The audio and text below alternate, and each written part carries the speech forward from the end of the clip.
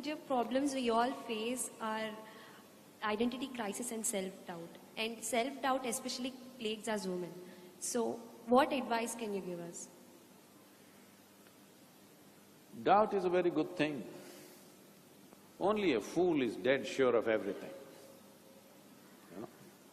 Only idiots are dead sure of what they're doing. Either you must be an idiot or you must be a fanatic, then you're dead sure. Otherwise, every moment there's a doubt about everything. It's a good way to live. Doesn't it conflict with confidence, self-confidence?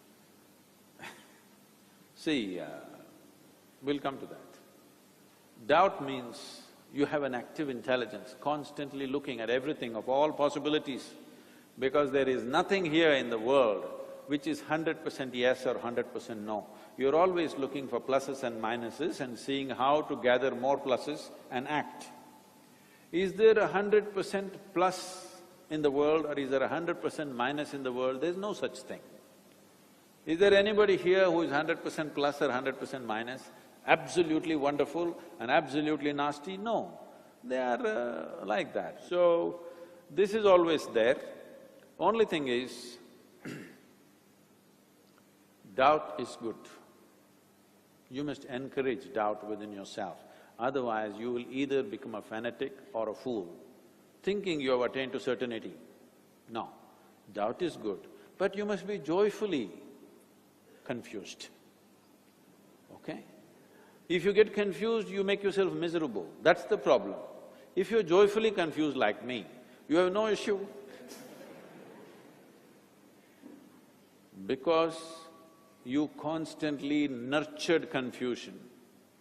Now, out of that, after much doubt and considering everything in the universe, slowly clarity arises. Now you talked about confidence. Confidence is a terrible thing because confidence means without clarity you have attained to certainty. Confidence is the first step towards fanatism. You will see nobody is as confident as a fanatic, isn't it? Because you become a one-track mind, you never question yourself, you never question your actions, you never question your thoughts and emotions. You just become certain. So this kind of certainty is of no use. This will come because you believe something. You simply believe something. Believing something gives you confidence, but not clarity. But you will walk through the world, negotiate this world well, only when there is clarity, not when there is confidence. Confidence is a way of blundering through life. See, right now, if you want to walk through, let's say one of the rows between two rows, let's say your vision is not clear, but you have confidence, what will you do? Hello, please tell her. If somebody whose vision is not clear walks through one of these two, between these two rows, what will they do? They will step on everybody's feet, but they're confident. Right now, this is what is happening. People who believe in absolutism about everything, they are confident. They know they're doing the right thing and going to heaven. It doesn't matter what horrendous things they create. Yes or no? They are dead sure. I'm sorry, they're not dead, unfortunately. They are so sure that they are going straight to heaven. They know in which direction heaven is, you know, here, here. But the planet is round, you're sitting approximately at probably 12 degrees latitude and it's spinning, so if you look up, inevitably you're looking up in the wrong direction, that is not something that they will consider. They know this is the way to heaven, but the earth is spinning, always pointing in the wrong direction, isn't it? But they are dead sure because they believe this is it. So confidence is a very bad thing that's been nurtured in people. What you need is clarity. Clarity needs working upon yourself. It will not come simply like that. That you express doubt about everything and consider and consider and consider constantly, slowly clarity will arise out of that. Because you see clearly, you have clarity. Confidence, you don't have to see clearly. Just like that, you believe you're right, then you're confident. Confidence is a terrible substitute for clarity. Please bring clarity into your lives. If you are a confident, oh, you're not an engineering manager. Management. If you're a confident manager without clarity, you will be a blundering fool with people. Yes, but if you have clarity, you don't have to claim you're a manager. Everybody will line up behind you to ask what to do next because they see clarity in you.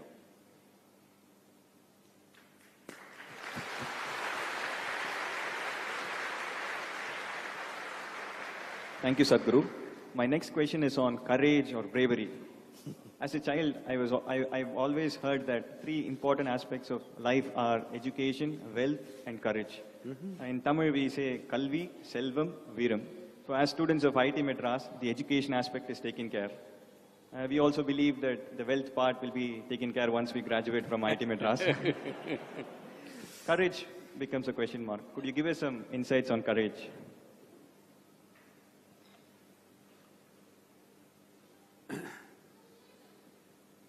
See, when you do something beyond a little bit of reason, you call it courageous.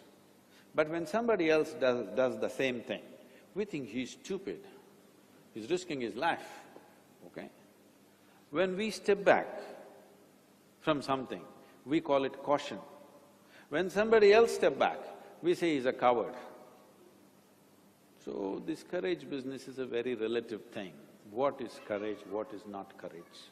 The question is just this. There are some people who are capable of walking into situations without knowing a thing about it, okay?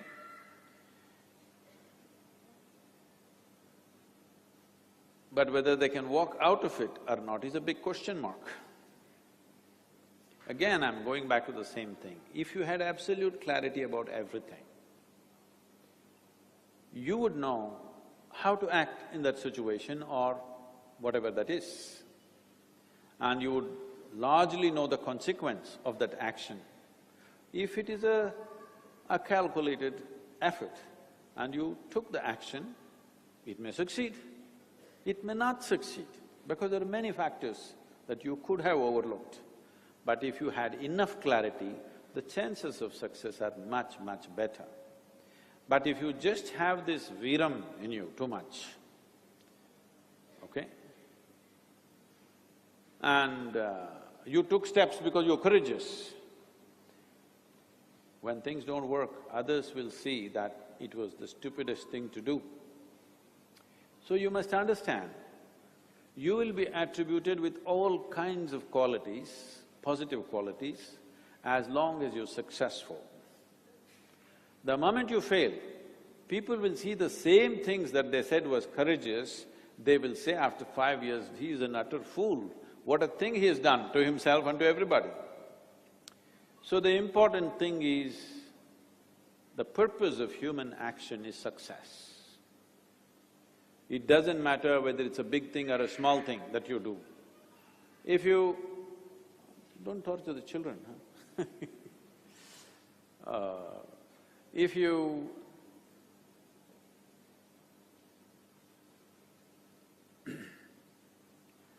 if you take any kind of action which produces positive result, then people say you're intelligent, all right?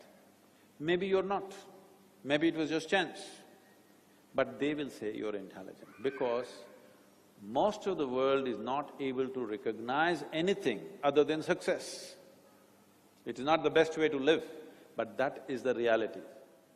This is what we have done to life, that we are too much result-oriented, not process-oriented.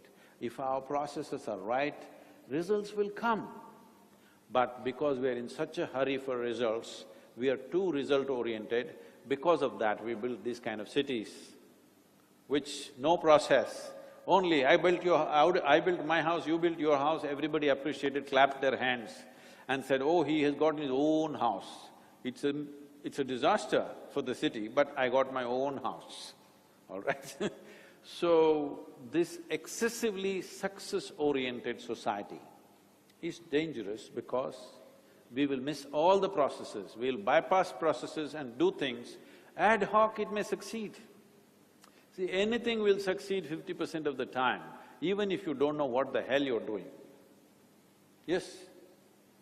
If you're playing cricket, with your eyes closed also, if you swing the bat, you may hit it, all right? So 50% of the time, lot of things may happen by chance, but that is not what young people should depend on. You must build a process within yourself which is reliable. It doesn't matter, somebody approves it, disapproves it, whether the world approves it or disapproves it, whether it appreciates or depreciates, it doesn't matter. You built a solid process for yourself that it's always reliable for you. If you do this, if there's an opportunity in the world, maybe it'll become a big success, otherwise maybe it will be something like that, but you will have the beauty of always standing on firm ground within yourself, never struggling with anything that happens to you in your life. This is what you must build. Success in the world will come depending upon what the world is ready for. I was the same person 40 years ago, but at that time everybody thought I'm no good. But today they think I'm a great mystic, yogi, nonsense, whatever, okay? Not because they experience who I am, because everywhere it's recognized, they are also clapping their hands, that's all. So what the flock says, it doesn't matter.